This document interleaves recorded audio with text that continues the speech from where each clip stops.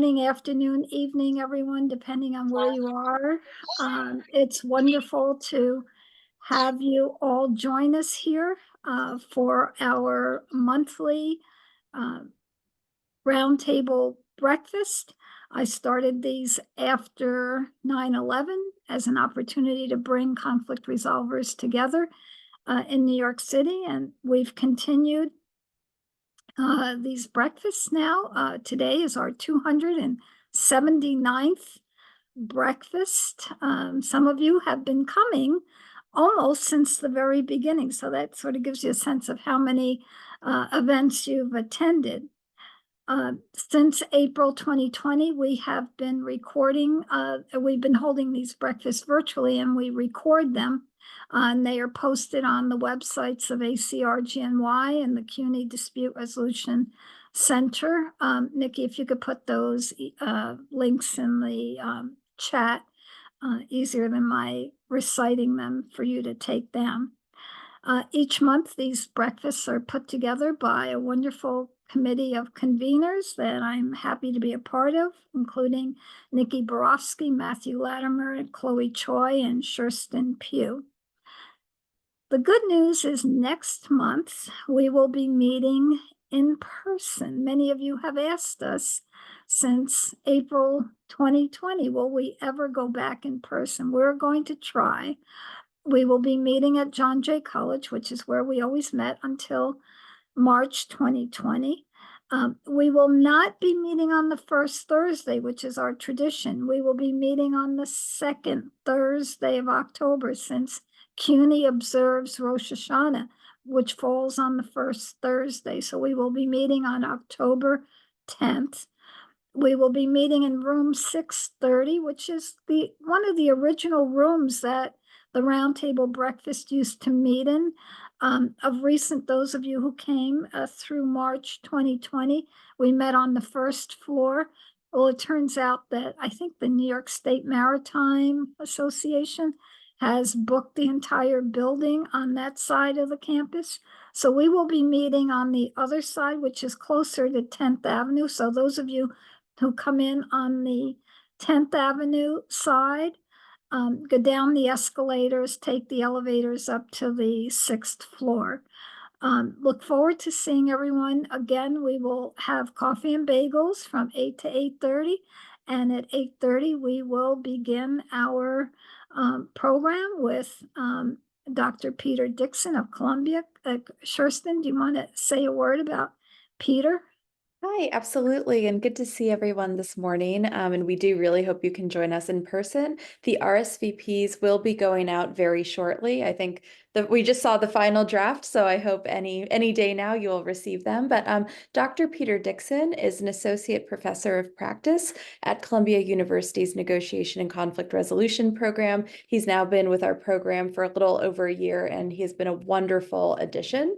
And he does a lot of really interesting work outside of the classroom as well. And so his talk will really draw from the research he's doing that really focuses on understanding how people affected by violence and those experiences define peace and conflict in their daily lives. And so he'll talk about research and practice, and I think it'll be a great presentation as well as conversation afterwards. So really looking forward to seeing you there. Right, thank you so much. And it is now time for us to introduce this morning's speaker. I'm so delighted that Leah Wing is with us. I've known Leah forever, and it'll be so nice to hear about your latest work in the field of technology. When we first met way back, there was no such thing as any conversation about technology in this field. So we have come a long way, and I don't think Leah and I have probably connected since technology has dominated this field. So you can guess how many years it's been since we've known each other. So without any further ado, I am going to turn it over to Nikki to introduce our speaker, who is going to talk about probably one of the most timely topics in the field, technology, and this work that's been dominated by in-person interactions and events and contributions. So Nikki, take it away. Thank you, Maria. So just a little bit more ado before we get to the main event. But I wanted to say hello to everybody and welcome you and just share how big a pleasure it is today that we're going to be joined by Dr. Leah Wing. She is a leading figure in the intersection of technology and dispute resolution. Dr. Wing serves as the director of the National Center for Technology and Dispute Resolution and is a senior lecturer in the legal studies program at UMass Amherst in Massachusetts. Through her leadership at NYC-DR, Dr. Wing has been instrumental in shaping the ethical frameworks that guide online dispute resolution, or as we know, ODR, on a global scale. She is a co-founder, board member, and past president of the International Council for Online Dispute Resolution. So you might see her in all of your countries where you're zooming in from.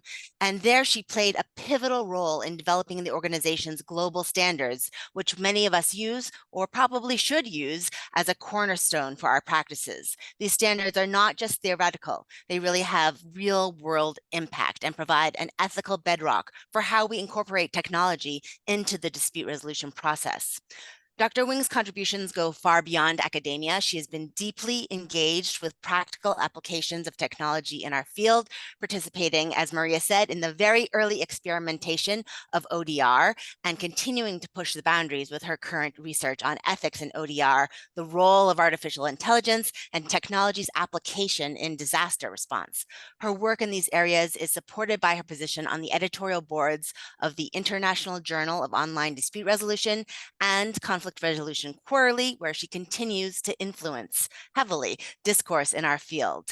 She has received multiple awards, including the University Distinguished Teaching Award and the Chancellor's Award for Multiculturalism at UMass Amherst, and her commitment to social justice is evident in her work in Northern Ireland, for which she was honored with the Margaret Marr Award. Beyond these contributions, she has served as a mediator and consultant for more than 100 organizations, providing conflict resolution training to educational institutions, government agencies, and nonprofits. Her experience has just deepened her understanding of the practical challenges that we all face. Today, our presentation on technology and dispute resolution, ethics and practicalities for reducing risks and harnessing opportunities is especially relevant for all of us as we continue to navigate this rapidly evolving landscape of dispute resolution in the digital age, whether we're working through video conferencing like today, AI-driven platforms. You might have seen Otter started recording this, our own meeting early, or any other sort of online system. Dr. Wing's insights will really help us integrate these tools in ways that enhance fairness, accessibility, and effectiveness in our practices. Thank you so much for humoring me for this long introduction, but I just wanted to make sure that you understand the great talent that we have here today. Please join me in welcoming Dr. Leah Wing. Leah, the floor is yours. Wow. Thank you so much. That is not a bio that I wrote. So I really appreciate, clearly you did some archival research to come up with that and really craft it in your own framing. I'm very honored, Nikki. Thank you for that kind introduction. And I have to say, I have followed Maria Volpe around the field for several decades now, from Spider and onward, and am just so incredibly impressed by the commitment of this community to meet so many times, but also under Maria's leadership to have brought people together for so many years for these important conversations. The socializing, we were talking earlier when people joined about a half an hour ago about the value of meeting together with others, both of like minds and also of different perspectives, in order to stimulate our thinking, enhance our field, and also fill our spirits as we work to try to make this world and our relationships healthier. So thank you, Maria, for all you do in the field and for this kind invitation. I'm going to share my screen soon, and you're going to see a lot of the PowerPoint slides for much of the rest of the time. I promise I'll stop a few times to both get your thoughts on some ethical dilemmas and your insights, as well as take questions. I will not be monitoring the chat as we go because I'll be talking with you and looking at the slides, but you're more than welcome to put in comments to each other.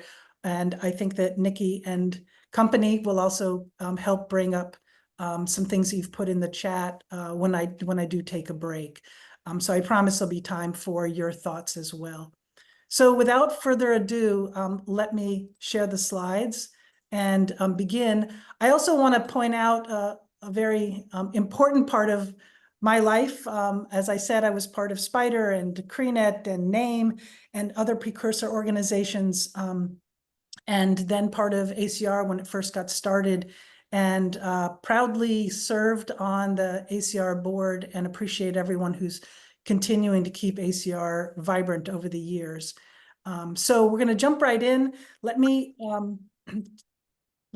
start off with my major theme, which is really that I am both a skeptic and increasingly a fan of the use of technology, and I hold them both out at the same time. I have tons of worries, and I'll be sharing some of them with you. I think that technology actually creates new barriers as well as magnifies barriers that we already have for access to justice. And I'm using that phrase in the broadest sense because I'm actually also referring to access to opportunities to heal, to increase understanding, to transform relationships in conflict, and to address needs. When I use the term access to justice, I'm really speaking to all of that. But technology also has given us some new opportunities and helped to magnify opportunities that already exist in our ways of facilitating, arbitrating, mediating, and with other processes for peace building and adjudication as well.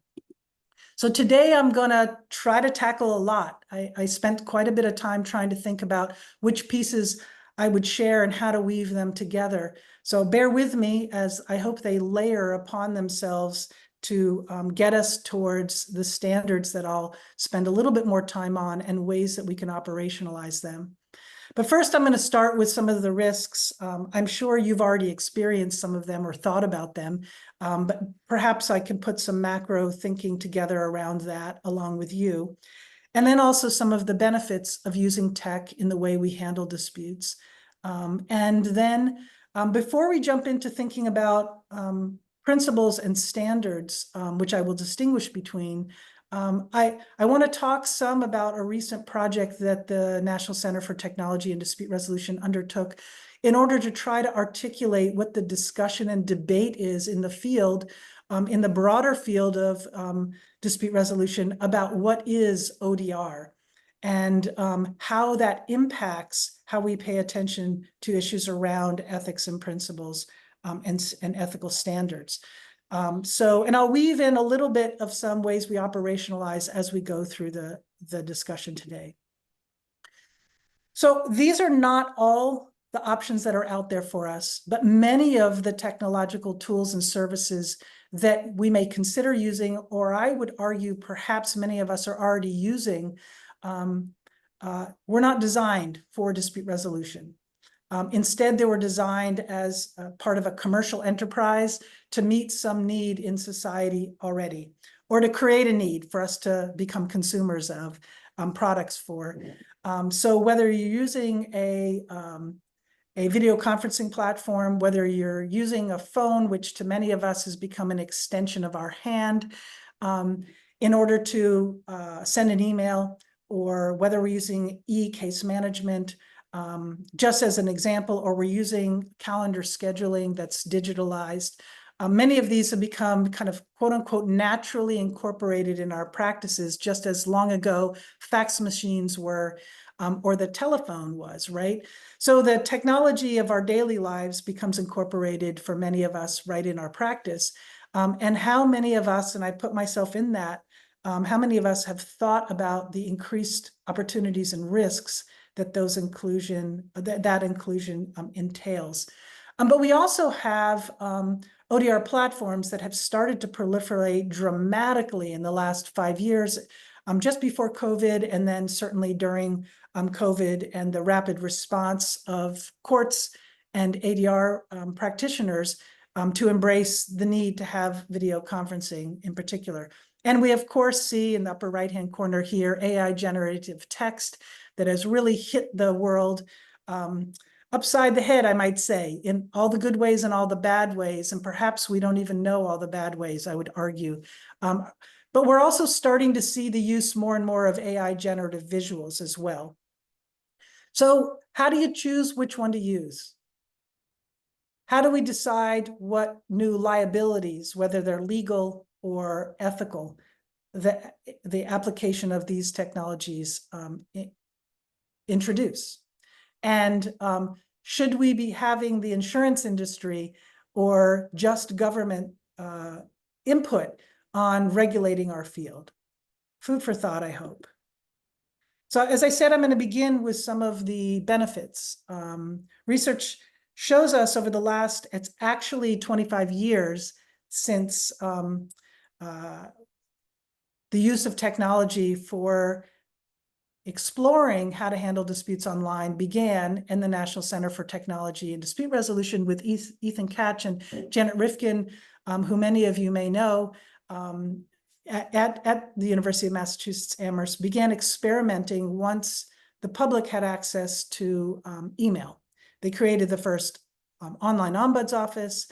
They began experimenting. In fact, one of the first grants they got was a minuscule grant to work with this brand new company called eBay to experiment with building trust online.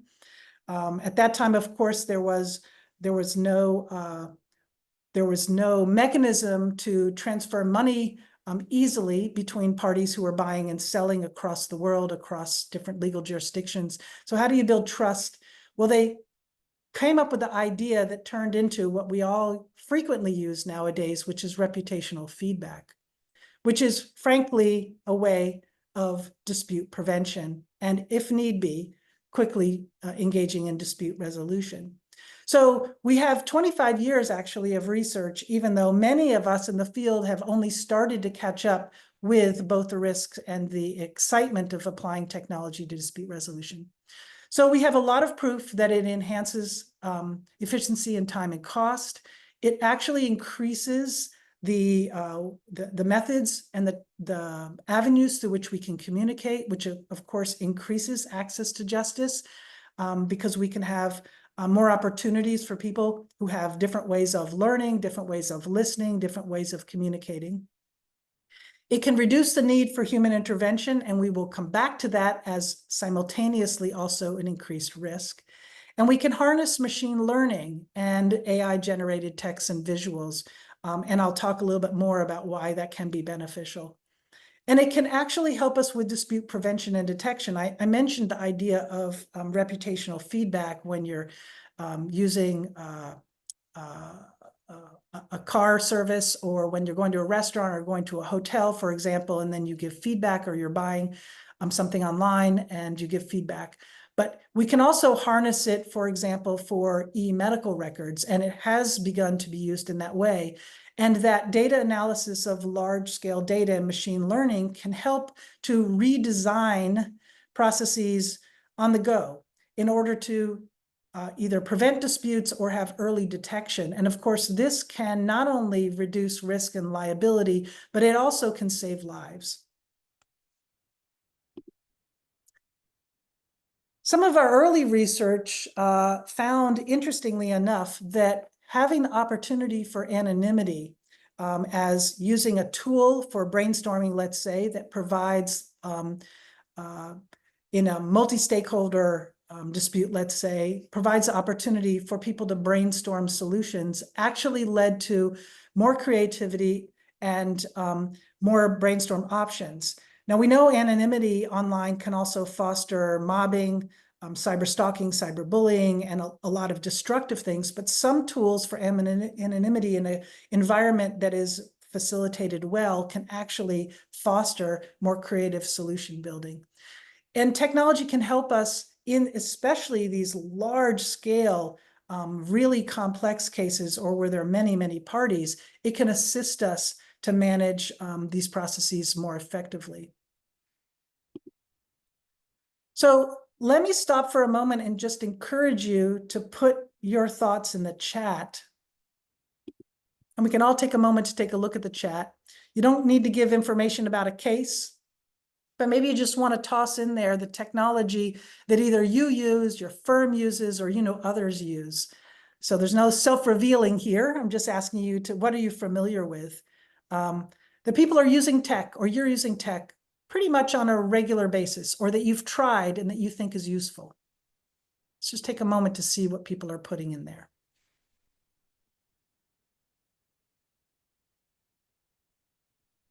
Or once are usually active. Here we go. Zoom mediations.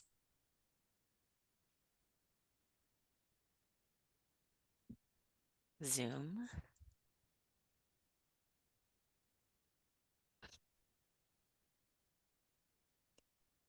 Anyone using blockchain?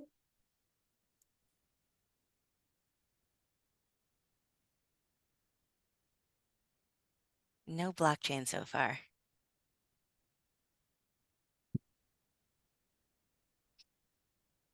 We've got Teams, scheduling. Shared docs, great.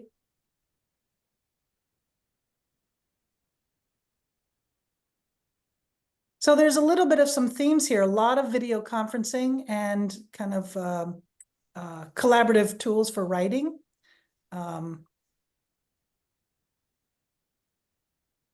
Early on, there was also a DocuSign, Google Calendars, Google Voice.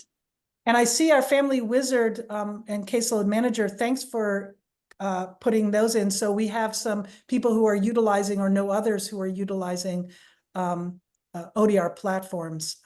Great, thank you. All right, I'm going to jump back in. Surveys, wonderful. That's another good example. So feel free to keep on. I'm going to also keep on.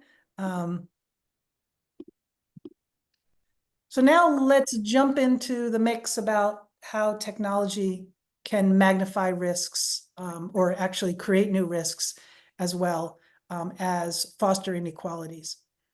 When we have poor data, limited transparency, and limited accountability, these compound.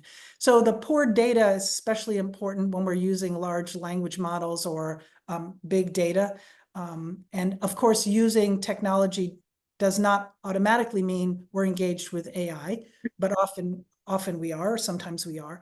But either way, when we have limited transparency about the security of the and privacy and protection for confidentiality,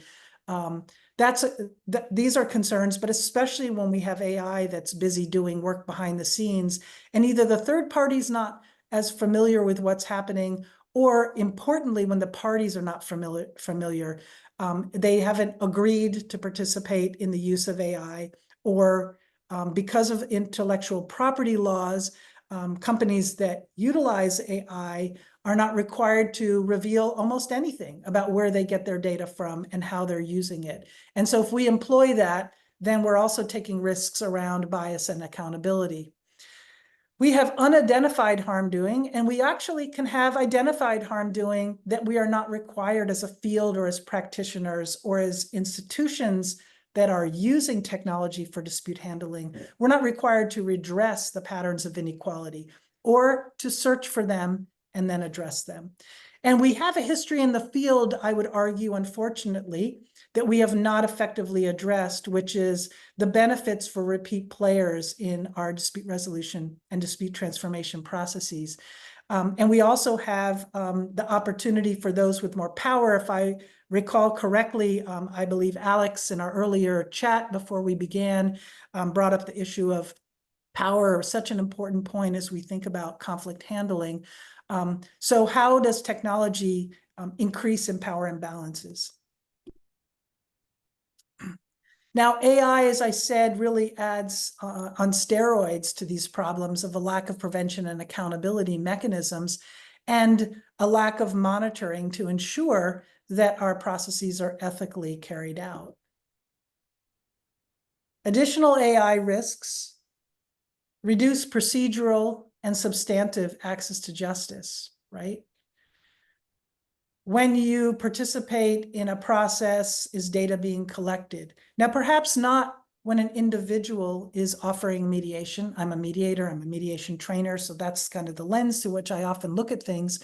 But we must remember that there are businesses that are employing online dispute resolution in order to engage with consumers, whether they are businesses that work with them or they are individual consumers. They are collecting data. They can be offering different processes to different people based on their bank accounts, their use of social media. They could literally, when two people complain about the same thing, offer two different types of options for dispute handling, processes as well as substantive outcomes. And these can benefit repeat players, buyers for their business, just as an example. And we will not be informed of that as a consumer. In one study, authors, I'm quoting here, authors reported that some piece of inaccurate information was present in 81% to 95% of patient records. So when we have this occurring in medical records, how does that get compounded when we're either not identifying that, and then we're building policy on this in our institutions, or we're attempting to identify disputes in order to prevent them? And I want to mention something now about what's called a hallucination, which is actually the manufacturing of something that is not true. And that would be something different than perhaps a bias that is replicated, but it's actually the manufacturing of something that doesn't exist. And I give quotes here from an article by Dahl et al., and it's based on Stanford's Reg Lab and Institute for Human-Centered AI. And what they found is that between 69 and 88% of the time, in response to specific legal queries, large language models were creating hallucinations in their answers. This reinforces incorrect legal assumptions. And it also emphasizes how important it is that we have transparency and that we are concerned about how we're integrating AI into our work. So this should raise doubts about our using AI generative text for engagement with the legal system. So why shouldn't ADR and ODR providers and practitioners be worried about this too? I would argue that our dispute resolution standards in general, and this is starting to change, but in general in the field, certainly in the United States and Canada, but my colleagues who work elsewhere around the world have also argued this is the case in most settings, that our traditional dispute resolution standards are entirely insufficient regarding technology. They don't address data transparency. They don't address confidentiality and privacy specifically around technology or new technologies, or issues around accessibility and AI, or ways in which our practices get integrated with other systems like apps or the internet that can affect our practice and issues of accessibility. So now here's one of the spots where I want us to jump in and have a little bit of a conversation.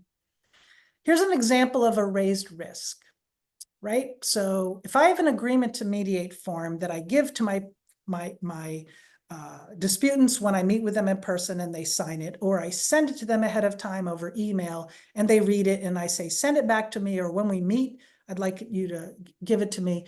And if I don't mention technology, this can raise a risk, not just for them, but for me as a third party, right? I'm only requiring at the start that the parties agree to participate in the process, but I'm not referring to any type of technology that we're going to potentially use or I plan to use and the associated risks. So let me stop share again for a moment and welcome. You're welcome to raise your hand and jump into the conversation or put comments in the chat. What kind of risks do you think that that potentially offers to the disputants or to us as third parties? And we don't have to just stick with just mediation. It could be arbitration or facilitation. What thoughts do people have? Feel free to ponder out loud. What might be some risks that get raised? I think the issue of recording is a big problem. So do you have permission? Do you not have permission? Because you don't have to, you'll see it if it comes up on a Zoom. You have to give permission like that, but people do it surreptitiously, and recording on the phone or whatever, and then that could be used in not good ways. Absolutely. And one of the things that I've done a lot of research on cyberbullying, and I will say one of the things that I was really struck about cyberbullying was, and particularly concentrating on K through 12, although it's shocking the level of cyberbullying that happens to adults. It's quite high as well.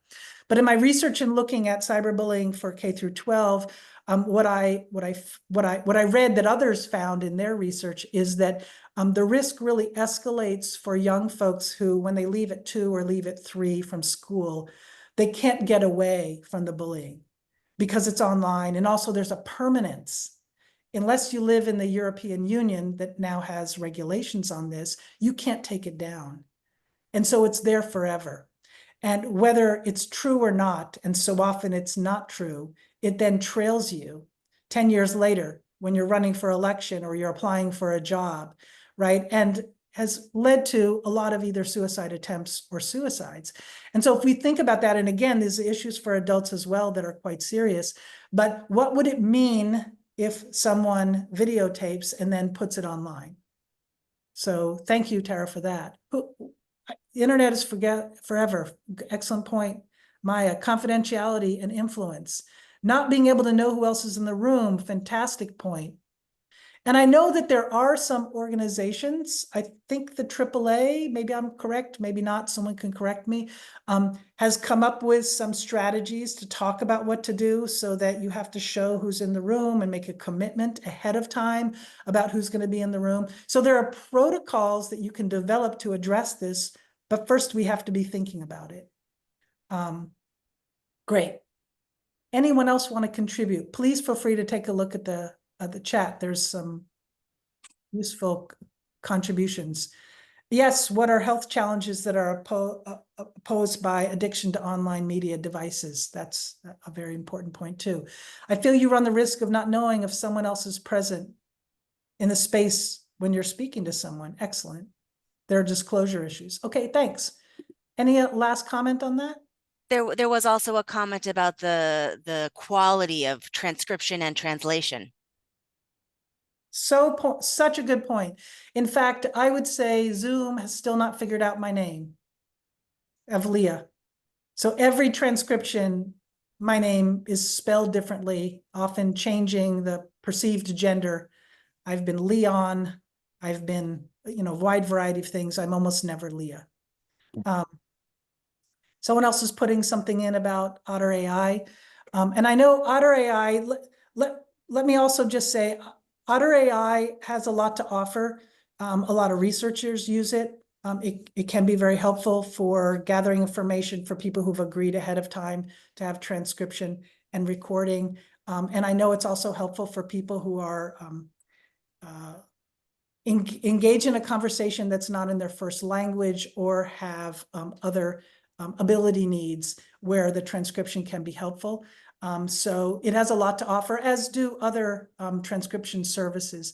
I will also say that I've had the experience of Otter AI that the default is that if someone's invited to a meeting, even if they don't show up, Otter, if it's let into the room, records the meeting, transcribes the meeting, can summarize the meeting, and then sends that to everybody else who was invited to the meeting, whether they joined or not.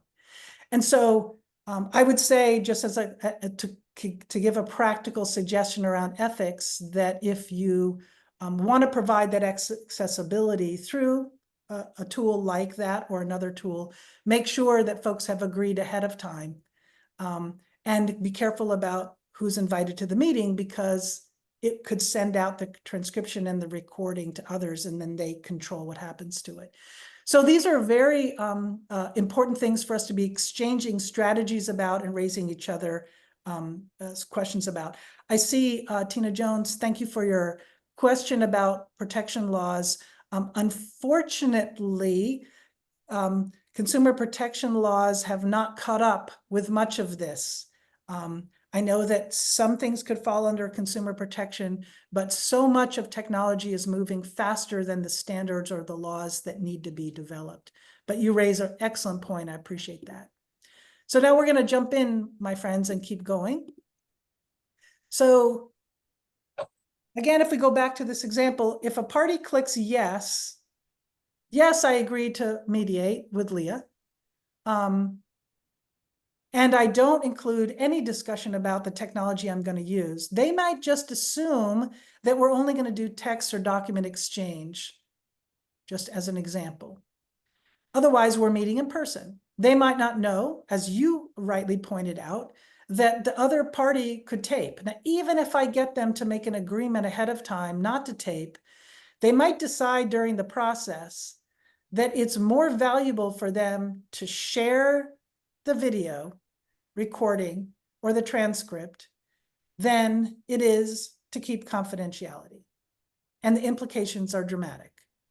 Also, some scheduling tools, most scheduling tools that we use when we're invited to a meeting, or we're using it, let's say, between a divorcing couple that's making a plan to use a particular scheduling platform in order to exchange information about kids' activities or doctor's appointments, and they're going to, on an ongoing basis, agree to use this. Most tools include a location feature behind the scene that can help with what time of the day it is in different time zones. But also it has unfortunately been used and harnessed by those who will stalk, and this puts people at risk if there is a potential for that. And as we mentioned before, requiring the use of software without knowing if everyone has the necessary, not just skills, but comfortability with that, can actually increase the power imbalance. And the use of algorithms that have bias included can not just be unfortunate for everyone, but actually if the bias impacts one party more than the other, it can have a dramatic impact on the options that are offered or the outcomes of the process. So now let me continue to jump a little bit deeper into issues around access to justice. And again, I mean by that also access to opportunities to heal or meet needs. I want to challenge the idea out there that basically we have a death of the digital divide and everyone has a phone and everyone's online. Certainly there's been an explosion of usage.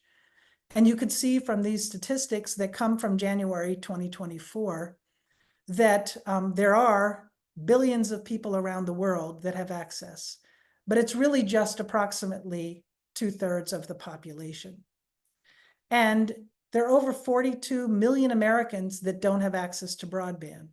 So what are the implications for our practices?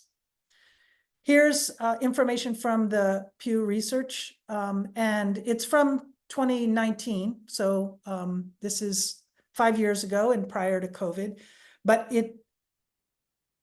our economy and our class system has not changed, and the way it's racialized has not changed dramatically over 5 years, and arguably in some ways has become exacerbated. So let's just look at some of the statistics, and we could see how access to funds has dramatically impacted who has access to hardware and who has access to broadband, right? And I want to give a shout out. Policy Map I have found extremely helpful for using in teaching environmental and public policy, dispute resolution, and environmental justice classes, but also for thinking about access to justice in the use of technology in dispute resolution. And you can get a subscription, but even if you don't get a subscription, there's a small text in the middle of the page. If you open it up and you open the map, and it says you can use it without a subscription, and you have access to a broad amount of useful information. And one of the pieces is focused on broadband access. So I want to just give you an example. I mentioned the overlap of race and class, but also we have racial gerrymandering that happens without class issues involved as well. We don't have to, I'm from Southern Ohio. I don't have to travel to the South in order to find this, but this was such a dramatic example. I thought it was good to provide here. So in Baldwin County, Georgia, we could see that around the county, it's predominantly white, which is the blue. So here we have approximately 70 to 90% white in the larger area around the county. And in the place where the arrow is pointing, we have an area that's predominantly Black, 50 to 70% Black. And let's look at the broadband access. So the predominantly white area has far more broadband access than the area in this county that is predominantly folks that are framed as Black, people of African descent, right? And so whether this is a legacy of segregation, whether this is purposeful gerrymandering, the impact of being a mediator, and because we can now mediate across the globe, I could get a case from this county. I don't have to live here. So would it be useful to use Policy Map or some other tool to take a look at the region I regularly work in to see what areas have access and what don't, and what are the implications of that? So again, let me talk about some raised risks. As we said, mediator uses a video conferencing platform without asking about party familiarity or comfort level, or whether they have access to consistently strong Wi-Fi. But not only that, whether they have a private setting, and someone mentioned that in the chat. Who else is listening in on the other side of the computer, but who else is listening in on their side of the computer? How is that impacting how free they feel that they can speak about what's on their mind? What if I'm mediating and one party says their camera's not working, but they still want to proceed? So that can create protection. Someone could just leave their camera off. Does that create an imbalance that's unfair to either party? Do they want to proceed because this is the only time they could get off work and get childcare, but actually they really wish that they could meet another time when their camera's working? How would we deal with that in the moment? And as I like to think, how can we structurally prevent this dilemma as much as possible? What needs to be in my protocol as an arbitrator, a facilitator, a mediator online ahead of time to try to prepare? What if one party asks for technical help prior to the intervention? And so if I'm assisting one party and the other party doesn't ask for help, I'm building a relationship with one party sooner than the other. Is that an issue? Is it not an issue? How does it impact my role? And do I charge for technical assistance? The other thing is, knowing how to use a piece of technology is very different than teaching about it. So I would also say, I think that our field is going to grow in that people who are experts in technology may become either they're experts and they also are dispute interveners, or they can assist us and they can be the ones to provide the coaching before we do an intervention. I think there's a growing aspect to the field here for a new profession. So let me ask you to take a look at these questions, and then we'll pause and engage in a discussion about either number one or number two or number three, whichever one interests you most to discuss, right? What do we do when someone's not in a private setting? How can we prevent that dilemma around the camera? And how do we handle the fact that we may help one party ahead of time and not the other? We're charging one party more than the other, or we give our time away for free. What do y'all think?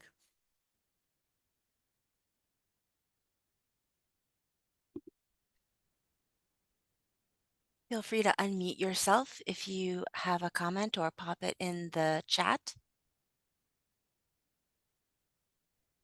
This is Erica Powers in Albany, New York. I was doing a Zoom mediation that was free, that was in small claims court in New York City. So obviously it was on Zoom. There was a significant ethnic animus between the parties.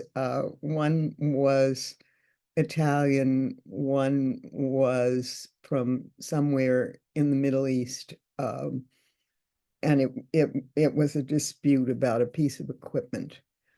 I was blessed by the fact that the plaintiff in the case, who was Italian, who didn't know how to get onto Zoom, was talked onto it by the daughter of the defendant, who was in the call and disclosed because we were using her mother's online apparatus, and her mother didn't want to be photographed because she was Muslim. And the daughter, who also was covered, had just graduated from law school. And she was extraordinary in terms of both talking this person in and making him welcome and making him comfortable with the technology, because we had waited half an hour for him because he couldn't turn it on. And then translating to her parents what the issues were. And so she really was acting as not just as advocate, but really as neutral, trying to explain what had been going on. And it was fascinating, and it worked. I don't know to what extent having a third party who is the tech could work in a small claims situation, and we're all in with mandatory or at least presumptive mediation in New York. We're all doing small pro bono small claims work, usually on Zoom, sometimes on the phone. It is, as you point out, wild and crazy because there are so many issues of when people can get off from work. So just, some thoughts, but thank you. This is fascinating. Thank you, Erica, Ms. Powers, for sharing that personal story. It's moving, the support that was given in that example, and perhaps contributed to some increased relationship building. I don't know. And so in that particular case, I'm glad it worked. And also moving out of that particular case, you raised some really important issues for us to all be thinking about. For example, some of the work I would say that I'm very interested in from a social justice perspective is not only what happens in the room, but what happens in the field outside of the room. Courts are overloaded and under-resourced in general. That's my opinion, just like our school systems are. And yet one more thing that our courts could do better, which we need to provide support for, is if we're going to require people to mediate, or we're going to require them to be online, to then provide the coaching and technical support. I will say the UK is working hard on this, and they may be some steps ahead of many countries regarding this and access to justice using technology in the courts. They still have a ways to go. I will also say, if anyone's interested, RSI, and I don't know if Heather Fogg, she's listed to join. I don't know if she's here, but she's a new leader in RSI. She and Jen Shack and others at RSI are doing incredible research on self-represented litigants and what information is needed for courts to provide ahead of time in order for them to represent themselves and engage in the use of technology and dispute resolution. So there's work that the field needs to do, I would say, in order to help the practitioners provide the best service, and our institutions provide the best service. Because in some ways, what that example shows is how we can find the humanity. And I think, Carlos, I'm sorry if I'm misremembering, but very early in our chat today, before we started, mentioned the idea of having empathy and humanity. And so some ways these difficulties can bring the best out. And at the same time, when they don't bring the best out, a party enters feeling humiliated or underprepared in front of an arbitrator who's going to make a decision, or a mediator who could influence the outcome, right? And so what more can we do as a field? And I will say a little bit more. Oh, thank you, Wendy, your question. RSI is Resolution Services Incorporated, I think. Thank you, Nikki put it in the chat. And so I'm going to jump back in, but I really appreciate the contribution that you gave. It kind of makes it real that this is what's going on. And our field is at the beginning of figuring out how to provide guidance to encourage. And I hope by the end, I'll be pointing towards some resources that can help all of us think through some of the protocols that might be useful as well. So what kind of principles and standards for tech and dispute resolution can help us to prevent these or address when they come up? Now, someone like Erica, thought on her feet and helped make sure that things went well. And so many of you are already doing that. What other tools can help support us so we're less likely to be in those situations? There are many challenges our field has, and I've highlighted two here that I think over the last 40 years have stayed alive. One is these ongoing ethical concerns about power imbalances and repeat player benefits. But then we have all these brand new ethical concerns when we add tech. There's new input points, new methods, so new risks. As I mentioned before, there's large data size being collected. Sometimes our work is even being included without our permission, and that it gets exacerbated by bias, right? And there's a lack of transparency and accountability, but let me put a little point on this to draw your attention to the word potential. Because as I said before, at the very beginning, I want to focus on ways that actually the field is changing and can change. We can harness the possibility for more potential to live up to the potential for more transparency and accountability. So arguably there's a need for ethically driven systems design. And I don't only mean online tools like an ODR provider system. I also mean our court systems or our informal systems of ways of teaching and training on ADR. And we need more ethically driven monitoring and accountability mechanisms that are based on shared principles and standards for the use of tech. So I would say that this is slowly changing, and it has increased a little bit more rapidly once millions and millions of people needed to go online because of COVID. But in general, as I mentioned before, our ADR field has shared values that appear in legislation and regulation and norm. They're fairly standardized, but they often are not cross-jurisdictional or cross-cultural. They are really for our region or our membership group, let's say, right? And as I mentioned before, technology is virtually absent in general. This is changing, and there have been attempts at legislation or successful creation of some legislation and regulation and more discussion about standards, right? But we again face the challenge of standardization across legal jurisdictions and cultures.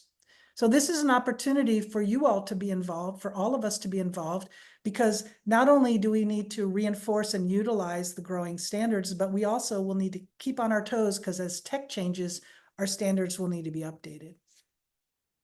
So let me just quickly go over a little bit of the history, and we're certainly not the only organization that has paid attention to ethics and technology in ADR. But as I mentioned, in the early 90s, the National Center was the birthplace for ODR, and it was named the National Center in order to get a national a grant from the National Science Foundation. However, it's actually been an international body since the beginning. We have 50 fellows from around the world, from 25 countries. And in 2009, we issued the first set of ODR standards. We're pleased that the ICANN, which controls website names, has been using these standards since 2009. So they've had some international impact.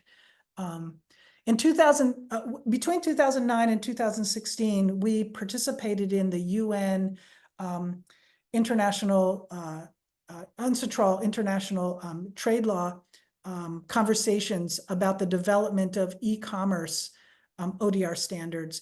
And it was a long, painful journey that resulted in one page of technical notes. It is very difficult to make legal agreements on standards across different legal jurisdictions. So in the absence of more robust ODR standards that are being used internationally, we decided to issue some principles, and those are values, aspirations, not rules, in order to help hopefully contribute to the conversation about how to develop standards, but also to help practitioners in the meantime when there were no standards.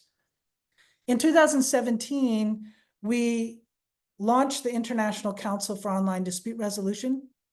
It's an ODR membership organization. You are very welcome to join. We meet monthly. We have a podcast. There are a lot of free resources that are available to anyone who goes to icoder.org. And we worked with iCoder and the center to revise the standards and use the ethical principles as a guide to develop a new set of ODR standards. And then as AI really started to explode on the scene, we needed to revisit them. And so in May 2022, we jointly issued revised ODR standards. And I am excited to share that the International Standards Organization, that has 167 countries that create standards, what they call principles, but they are in effect standards for 167 countries about a wide variety of things that are often related to commerce. They are developing ODR principles. And again, they're actually standards, but their language is to call them principles. And it appears likely that they are going to use, if not all, the vast majority, but perhaps all of these ODR standards that I'm about to present to you today. They should be making an announcement and finishing their negotiations by spring. So, as I mentioned before, after going over the pluses, some of the pluses and minuses of using tech, I wanted to talk about the principles and standards. But before I do that, I wanted to briefly point you towards a document that could be useful as you think about your own practice or your firm's use of technology for dispute resolution, and how that relates to the term of ODR. So as I said, it's been 25 years. There's been a cohort that has slowly grown. And then with COVID, it has really exploded in who is starting to talk about ODR and tech and dispute resolution. ODR is now multi-sector, across labor, environment, family, multi-party, environmental, peace building, disaster response, right? We now have more than 1 billion annual online disputes as of 2017. Just picture what we have now, right? And we're moved beyond only using technology for disputes that originate online to actually incorporating them even in our face-to-face meetings, where we could project them on the screen and use a brainstorming tool or a collaborative writing document, etc., right? So this exponentially has increased the number of people who are using this, as well as the number of risks and benefits. So that's the context in which more debate about online dispute resolution has occurred.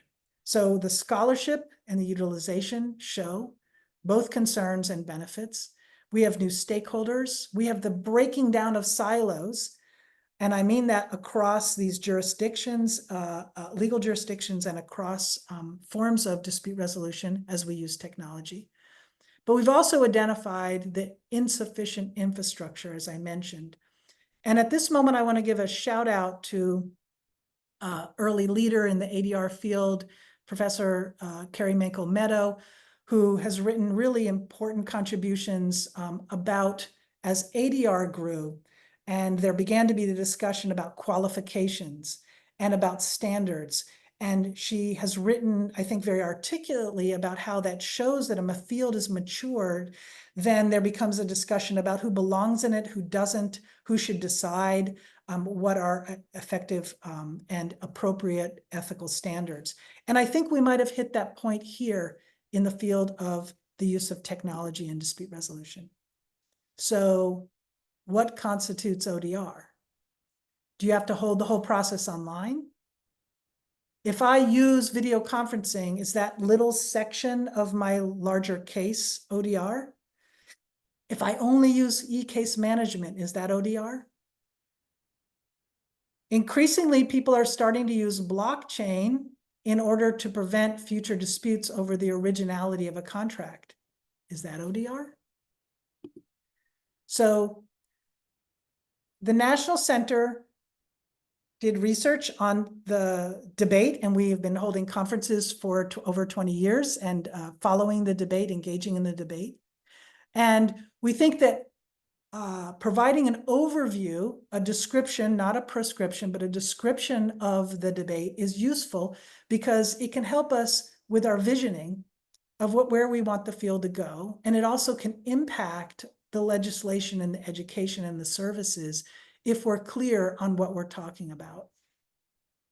It, once again, to think in the positive, it gives us the possibility to think about how we can not just reform our practices, but actually transform them when technology can help. So here is the ODR framework. You can find it at odr.info, which is the center's page, website, and it's on the top of the publications page. So again, it is not what it should be. It's a discussion of the debate about in the field. And it concentrates on what is technology's role and what's the level of reliance on technology and the level of reliance on human actors. We illustrate this through a continuum, right? And there are different levels. And the levels are differentiated based on reliance. So it's not differentiated based on the type of technology you're using. It's how much reliance in the process or in your phase. You know, we have different phases in a case, and during which phase are you relying more on humans than on technology, for example. So I'm not going to go into depth on this, but I wanted to point you towards it as a resource.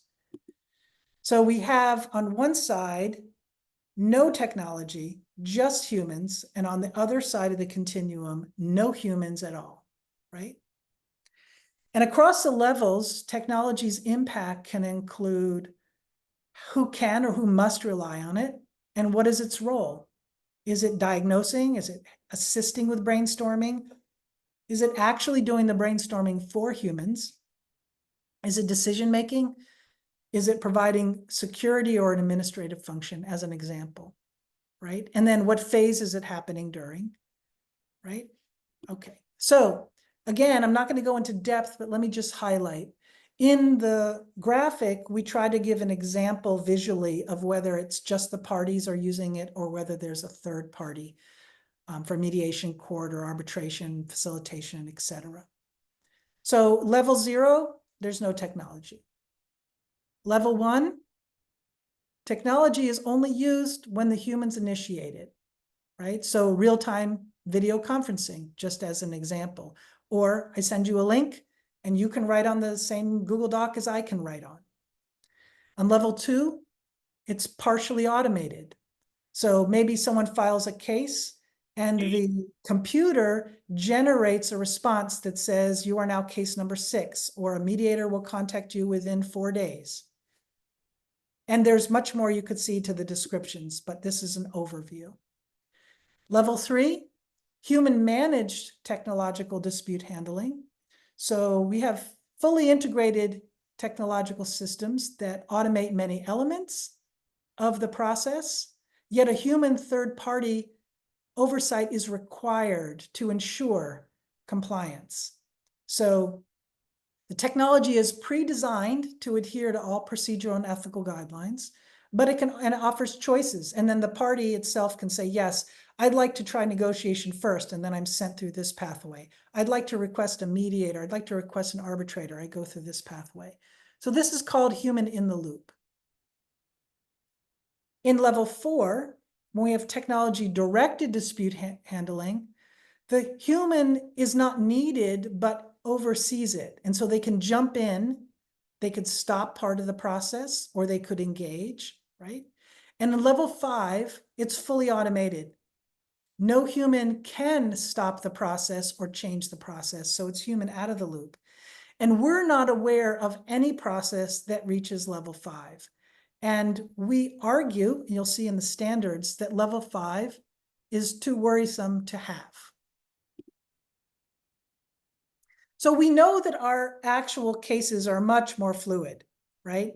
So you may use technology not at all at the beginning, and then a little bit more, and then a lot more, and then a little bit less during the different phases. So it's not the phase that you're in. It describes the reliance on humans, reliance on technology. And we think it's useful to take a look at our practices and say, how often do I use tech? What kind of tech do I use? And this can help us identify the opportunities. I didn't think about using tech in this way. That would be useful. That would save time. That would increase access. Or what kind of risk and responsibility is raised when we increase reliance on tech and decrease reliance on humans? I do want to say relying on humans does not necessarily eliminate risk. It has other risks, but we're familiar as a field with the challenges around that already. So again, we are not saying what people should decide is what ODR is, but what we say, if you, for example, use the broadest definition of ODR, then it means any part of your process or intervention that's used to handle disputes that employ electronic communications or other information and communication technologies. That component is ODR. That component is tech with ADR. And so wherever you find that you are using technology, we would say, we hope that the ODR principles and standards are relevant. So wherever you place the parameters, right? Now, we actually assume that the parameters are going to continue to change as technology does. It inevitably disrupts boundaries and what is taken for granted. So it's going to expand risks, and it's also going to expand opportunities. So let me stop here for just a moment and see if there's questions. And then I need to power through the last pieces because I do want to get through the principles and the standards before we close. So any brief questions? And thank you, Nikki, for putting some key links in there. Excellent. I think people have been wrapped, and I'm sure there are questions, but if nobody pops in, it might be best to continue and power through. All right. How close are we to AI mediators? Oh, Wendy, we're there. We're there whether we like it or not, for better or for worse. To reduce risk, ODR accountability measures, we argue, should reflect how tech is actually functioning across disrupting these boundaries, the reality of its increased risks, and the ability to be harnessed to transform and improve access to justice, and the fact that it's going to need to continue to respond to rapid change in technology. Right. So as I said, in 2016, we developed these ethical principles, and we still think they're relevant because standards won't cover everything. Right. So they're designed to be shared values, but also to be thin enough that they can be responsive on the ground to different culture, jurisdiction, and sector needs. And that they'll hopefully be guidance for when we either don't have standards or we're developing them. So these must look in general very familiar because they're based on really a lot of shared values in our field. But there's some other ones you could see, like let's take a look at informed participation.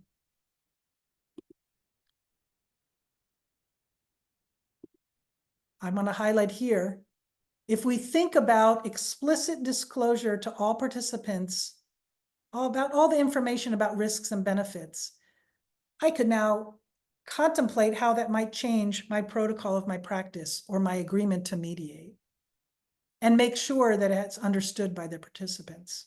There's a lot more there, but I want to point you towards the document that shows some of, I hope, the value of the principles, right? So as I mentioned in our agreement to mediate, if I'm thinking about the principle, it may be useful. I want to tell you about two other examples of how the principles have been applied. An app development team created a protocol within the software they designed based on the principles of legal obligation, informed participation, and security. An ODR startup used the accessibility principle to structurally determine that the pathways to decision-making reflects different frameworks on decision-making. And they were responding to research on gender and culture.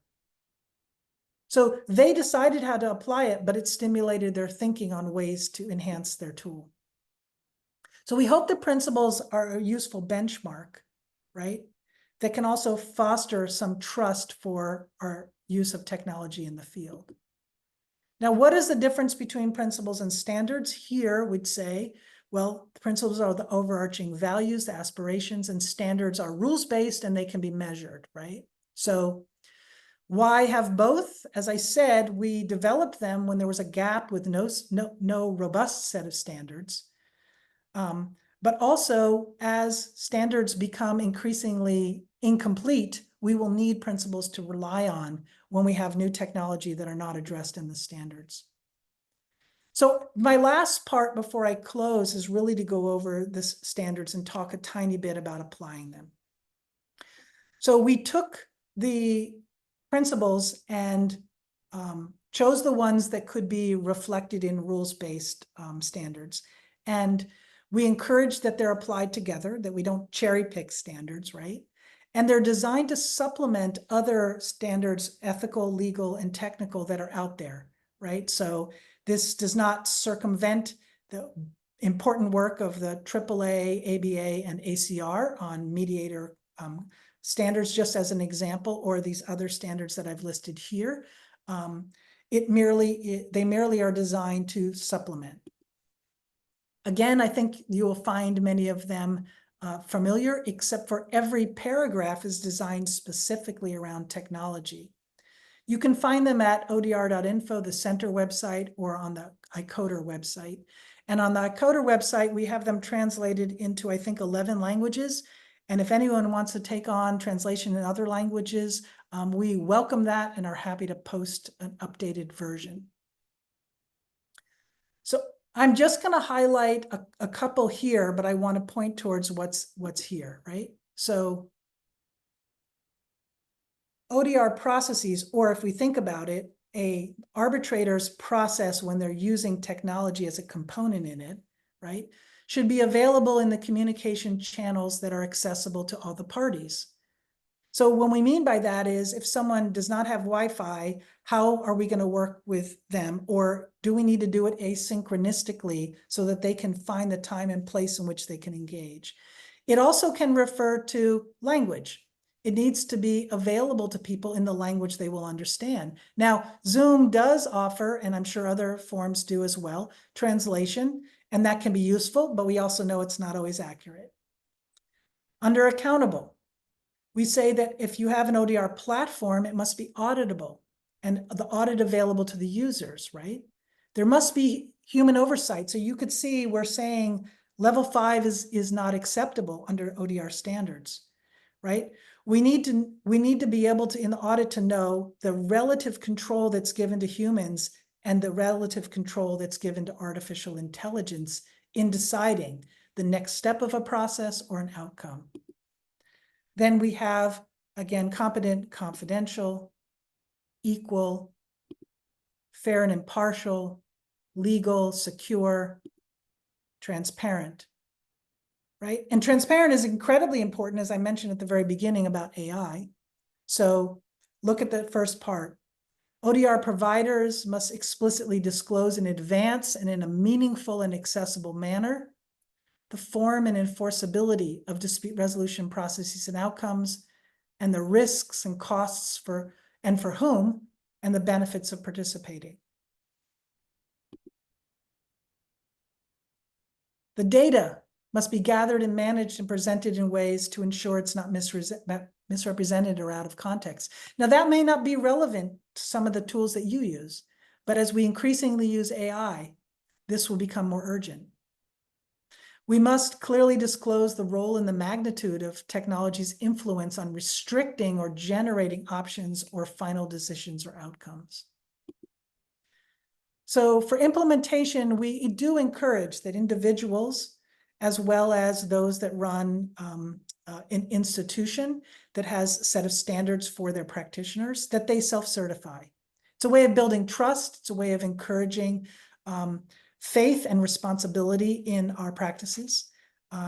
We also hope that as people choose software or choose ODR providers, or they are a court or some other institution that's doing a systems design, that they think about the principles and the standards when they hire someone to design the system. Software developers are not designed to pay attention to many of the things that we raise here. And they have other priorities that they were trained in. And so we'll need to hand them our standards and say the tools that they make for us will need to reflect this. So as I close, I have these two questions for you, and I'm happy to answer other questions. One is, what are some additional ways beyond what I've talked about that maybe we can operationalize the standards and principles in our practice? And the other is, what new risks or opportunities do you think that we're going to face that we're going to need new standards for as AI starts to grow? Right? And I do want to just say again, we really would be thrilled if more people are interested in joining us for these conversations in iCoder. There are free podcasts there, as I said. There are cheat sheet one-page handouts that we made on the very beginning of COVID for video conferencing, for mediation, training, and arbitration. And at the National Center website, odr.info, we have a publications page with a over 60-page bibliography of resources and publications on the use of technology and dispute resolution from all around the world. We have a link to a crowdsourced map for courts that are actively using ODR, and you can put in your court if it's not listed. We also have a robust archive of 20 years of webinars and annual conferences that you can look at the discussion forums or the videos. I'll say one last thing about the center conference. We typically have an annual conference in late fall that is 1 week long. It's ODR Cyber Week. It's free. It's online. People all over the world present, so we'll have different time zones presenting. It's going to be December 2nd to 6th, the first week of December this year. And all of that's archived from previous years. And our in-person, ironically, our in-person annual conference is going to be in London in the end of April. So you can go to odr.info for info on that as we get closer to it. And you'll also be able to join via Zoom. So with that, here's my contact. I'm happy to stop and see if you have thoughts regarding these two questions or any other questions, or perhaps you just want to contribute some thoughts and share. So thank you very much for your time. Thank you so much, Leah. There's a lot to digest, and I can't second enough how much great resources and information and history and colleagues there are on, all of the websites that you referenced. Please, everybody, now is the time to contribute. If you can wrap your head around all the amazing things that were just discussed, please feel free to unmute yourself or pop a note in the chat. There's been a little bit of a back and forth about what is considered, good quality, high-speed internet, how that impacts different parties in a process. There's been a kind of ongoing running conversation as well about people developing protocols or agreements for mediations or processes where they know there's going to be an online component. And again, the standards that you are producing through all of your organizations are great resources to help people see, what you've really sussed out on a global level for the different kinds of things. I don't want to monopolize anybody's time. We have about 10 minutes, and I'm sure there are lots of questions. So I want to leave the room a little bit quiet and let anybody who has a question unmute yourself. But thank you so much for everything. Thank you. And I know I shared a lot, but I thought if I got this moment, let me try to cram it all in so that you know what's out there and some of the history behind it. We don't feel like we have a corner on the market of how to solve all these problems, but we are very dedicated to helping uplift the voices of practitioners to impact what happens next, and also to make sure that all your good work can reach people and not inadvertently our use of technology actually shut down or exacerbate inequalities. I do want to just give a shout out. Tara put a comment in about embed the standards in training, and I think that's a fabulous idea. So many of us are involved in training, or we're educators in some other way. And I think introducing it, I have found in teaching undergrads and talking about the standards, they're rapidly discussing ways that this makes sense, or ways that the field needs to continue to change. So I think we can learn from our students as well. Anyone else, please? Leah, this is Erica. How can we get your slides? So I'll be sharing them. I did give a backup copy to Nikki and Maria, which they don't need to share because it had some rough draft in it. So at the end of it, but we are a little worried that given the construction outside my house, I might lose internet coverage, which fortunately I did not while we were presenting. So I will send a updated final copy of the presentation slides, and I guess you all will know just where to post it. I'll turn that answer over to Nikki now. Yeah, no, we always post the resources that the speakers decide to give alongside the recordings on the ACR-GNY website and on the John J. CUNY Dispute Resolution Center website. And just with an extra reminder in this time of easy copy paste ability, just please, we'd love for you to use the resources, but always give credit where credit is due. Thank you. Thank you. And I was also going to say, I think Dr. Kishore Deary asked this question: do you foresee any possibility of at least few people shunning ODR systems due to multiple threats, failures, and challenges? I do. And also, I know as someone who really values face-to-face, it's not my first reaction to want to meet online. And so I do think that thinking about technology broader than just Zooming is helpful, because the standards apply for emailing or e-case management, or using the generative AI tools to come up with questions to ask.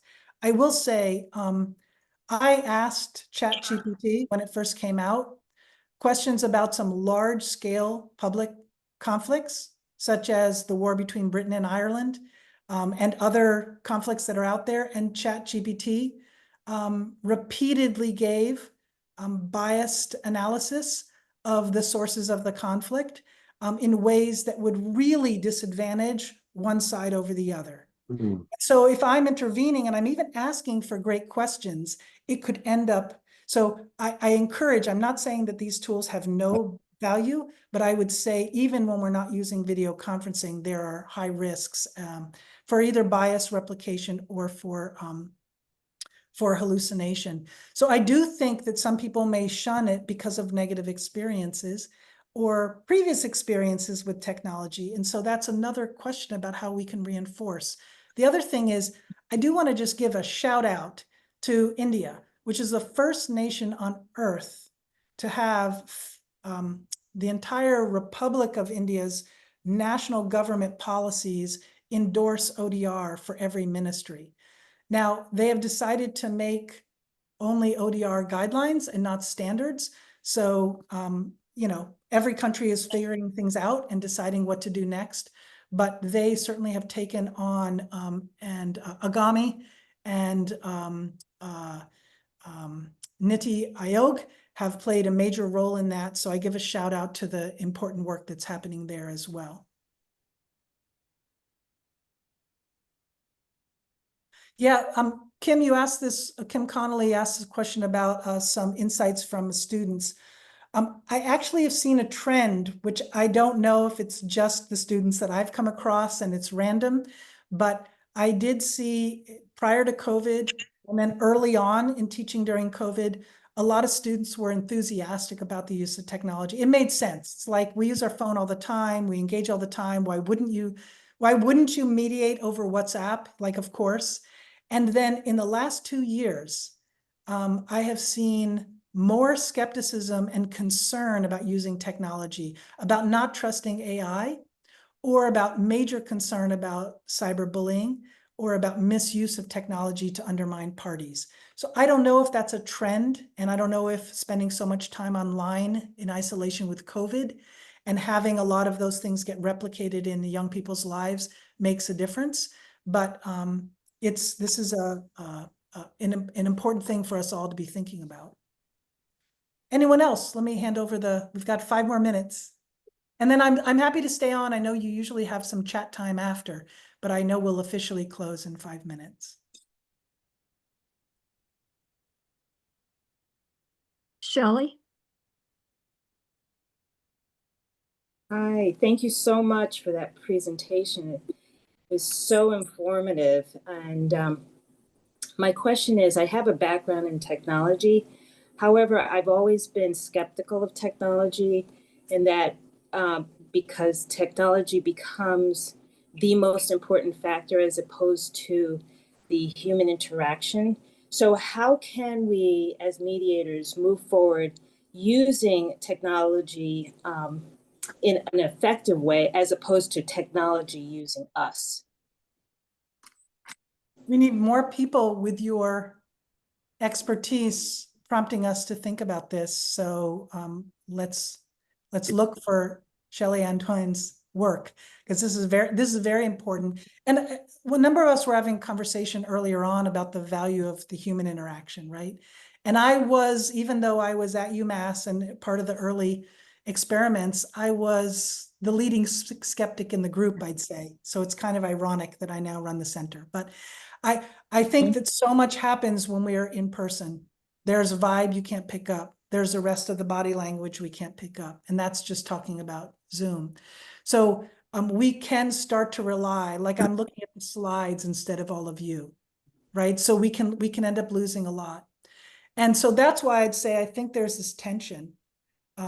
If we're using technology in our lives, and actually we're probably losing some of our humanity, even in the rest of our life outside of dispute resolution, by relying so much on the digital sphere and the tool doing something instead of us doing it, right? Mm-hmm. I think these concerns get exacerbated increasingly. So I do think this is something for us to worry about. And also, Katch and Rifkin came up with the idea in the late 90s, calling technology the fourth party. And I would say the fourth party used to just be a space that we went to, right? Like we engaged in email or we went online. So it's a new geography, right? And I would say, just like we have spatial injustice, like environmental injustice and gerrymandering, we have spatial injustice in our physical geography. We have spatial injustice in the online space. So we need to pay attention to that. But now we also have it as a tool and as a service. So the fourth party, and it's starting to become not just a mediator, as Wendy raised, but it's starting to become the function of an arbitrator with a small a, where we're actually turning to it to make a decision. So how is that going to strip our humanity, our ability to understand each other better or take responsibility? So I think these are really not just philosophical, important questions to ask, but they have implications when we teach the next generation of dispute resolvers. But Shelley, let me ask you what thoughts you have on that, please. Well, I just feel that this is overwhelming.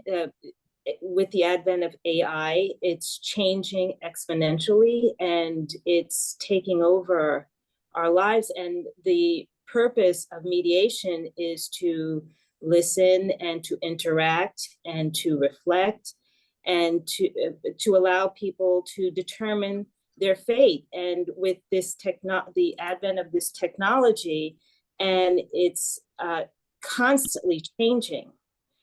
One, my issue is with mediators, how do we keep abreast of all these changes?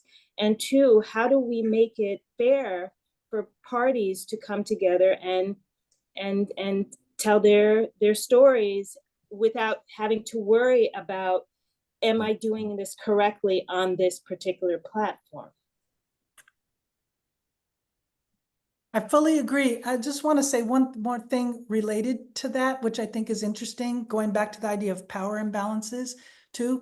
I am on part of a reflective practitioner group, and someone in the group mentioned that all of our, I know right now, I think I've been highlighted, so my postage stamp is larger than yours. But normally when we're all talking, we all are equal sized. Yeah, thanks. That's an example. Does that send a message in a different way?